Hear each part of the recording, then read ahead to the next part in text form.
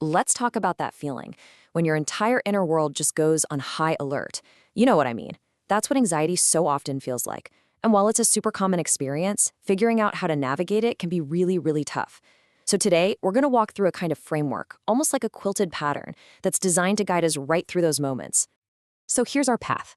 First, we're going to look at what the anxious spiral actually is. Then we'll walk through this 5-step pathway. It's called peace. Think of it as a practical tool you can use to interrupt that cycle and bring your heart back to a place of rest.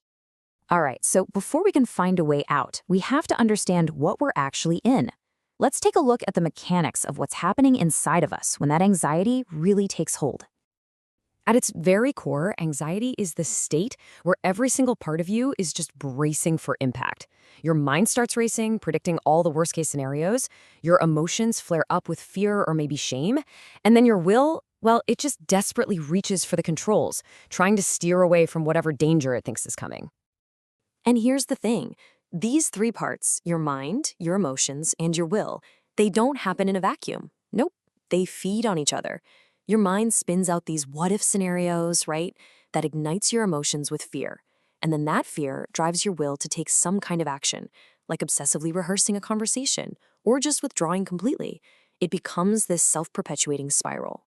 So how in the world do you stop a spiral? Well, the very first step in this PEAC pathway is beautifully simple, but it is incredibly powerful. You just pause. You stop for a second and notice the slippery ground you're standing on. Just saying this to yourself can be a really powerful tool for that pause. It kind of reframes everything. It takes that feeling of immediate, overwhelming danger and it relabels it for what it actually is, a temptation to rely on our own efforts at self-protection instead of trusting God. And in that pause, in that little bit of space you've created, you can start asking some really honest questions. What's actually going on in my mind and in my heart? Am I trying to avoid being misunderstood? Am I trying to control what someone else thinks about me just so I can feel safe?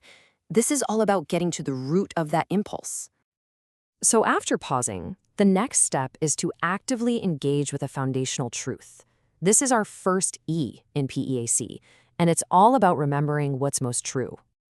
And this is absolutely crucial. You stop trying to produce your own peace, and instead, you remember the peace that has already been purchased for you. This gospel anchor reminds you that your standing with God isn't based on your performance or your ability to keep everything together. It's already secure. You know, when you really hold on to this truth, it goes right to the heart of those deep-seated fears that so often fuel our anxiety.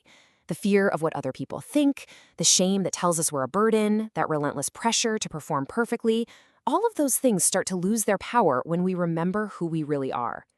Next up is A, for ask the accusation. Because see, anxiety isn't just some random chaotic feeling. It often comes with a very specific message, an accusation that cleverly disguises itself as wisdom. The key here is to learn to listen underneath the noise of the fear. What is my anxiety actually telling me?